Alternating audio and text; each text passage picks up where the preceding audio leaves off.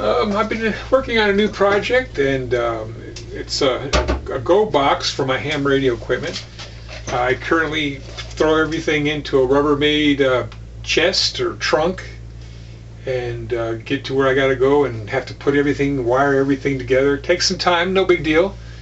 It's part of the hobby, I guess. But I do like the idea of being able to just pick up a box with everything in it for the most part, and then just go, or to go out my backyard and just have something ready to go. And so I've been toying with lots of different ideas. I looked at gator cases, pelican cases, wooden cases, just all kinds of stuff. But this case happened to fall into my lap. One of our fellow club members had this for sale, and I picked it up. This is a eBay rack. It's not the Gator case, but it's one that he got from eBay. So there's lots of different resources to getting these types of cases.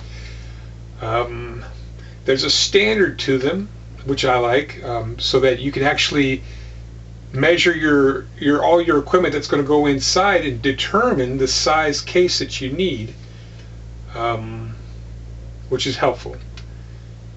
And so the width is a standard 19-inch width.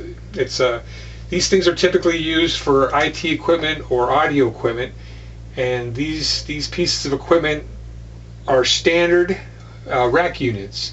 They're what's the word I'm looking for? They're identified as a certain rack unit. The rack unit is just strictly the height of the unit, and of course they're all standard at 19-inch to fit into a 19-inch rack, obviously.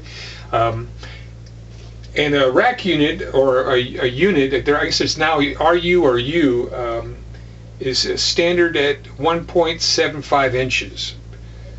So when you try to figure out what size case to get, you just pretty much figure out how much will fit in, how much you need to fit in here, and then divide that by 1.75, and that'll tell you the minimum rack unit you need for your project.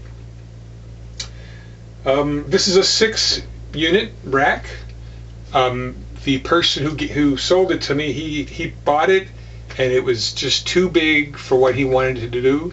He ended up getting a 4-unit case, and of course everything's kind of packed in there, but he prefers it that way. It's a lot less bulky, I guess, in his mind. One of the things that I had been thinking about was for shelving. I thought maybe I could do a wooden thing, but since the case he sold me came with the racks, well, I just maybe use the racks. So what I want to do is just kind of show you different ways that you can mount your equipment into the racks. There's several different kinds of racks, and it would be helpful to know how you're going to mount your stuff in there to determine the style of rack that you want to use. I think that's about it. So let's go ahead and start looking into the shelving. Alrighty, so for the shelving, the case that I got came with 2 shelves. They're kind of heavy, and I had thought about maybe just using one shelf and mounting equipment on the top and on the bottom, just stagger it out so that I use different, or maybe even the same holes, I guess. But I decided to go ahead and use both shelves. I don't think it'll be too heavy. I've seen people use dollies because they've just got everything like batteries. It's just so heavy that they really can't carry too far. So that might be an option as well. But the racks, they have different configurations of holes or notches. Some go diagonally. I mean, there's just so many different ways that they make it. These are pretty handy because they're all in a nice straight line. And so what I was going to do was just take each piece on this rack to show you how I mounted it. Again, this YouTube channel is kind of like a ham radio on a shoestring, so I used pretty much what I had on hand. And so we'll start with the speaker. The speaker was pretty simple.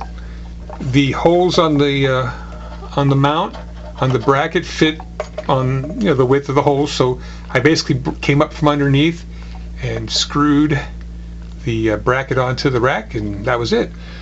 For the power strip, it's kind of light, so I just went ahead and again the holes lined up with the notches. So I just used tie wraps. I brought a tie wrap from one hole to the other and just ran it under these little piece here, and it's secure. And if I ever need to move it or extend it or whatever, I just cut the tie wraps and I can do that. The hard part was this power supply. That was a bear. It's pretty heavy, so I wanted to make sure it was really secure.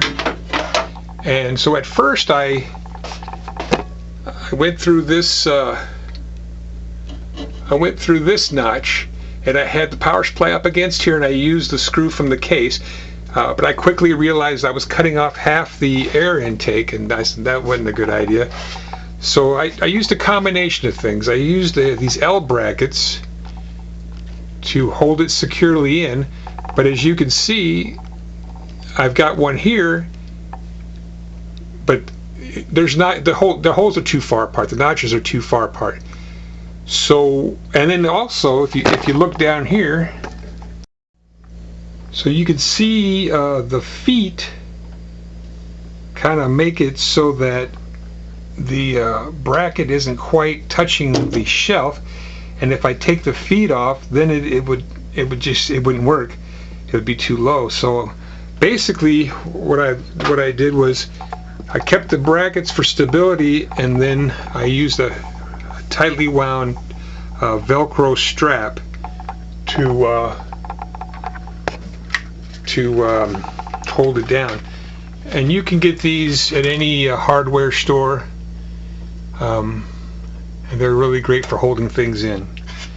Let's see, so that's it for shelf number 1.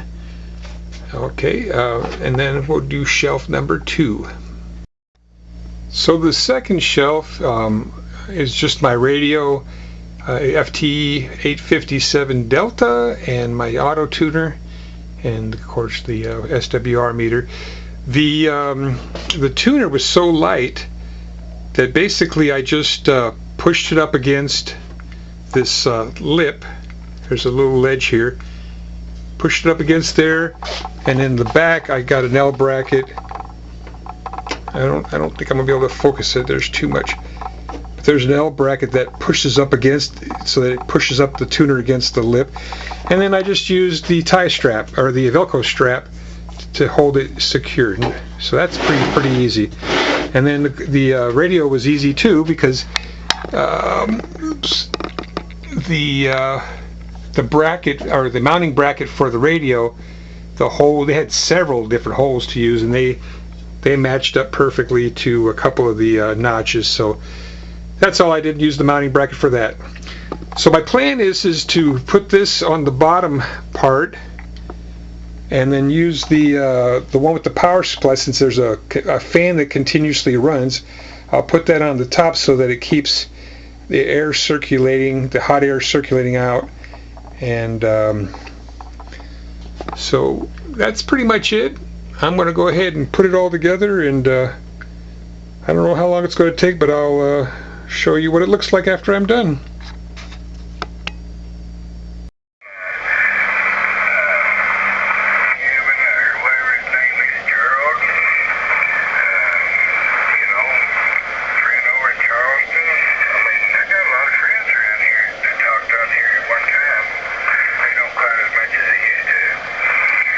Well, she's all done. I decided to go ahead and just finish this up the same night I made the first video, and I'm very pleased with how it turned out. A little tight. The SWR meter is right up against the top shelf, but that helps keep it in place. And I picked it up, and I don't have any problem carrying it. It's not as heavy as I was hoping it wouldn't be. And so I'm very happy with what came out in the project. You'll notice I got the radio faceplate sticks out a little bit, and typically the lids will have enough depth to them so that you can do that, so that your radio is not too far in. It makes it for comfortable tuning. What else? Yep, very pleased. So I hope this helps anybody who's thinking about making a Go Box. This is just one idea, and I would definitely think about the different options as well. Please leave a comment on what you think.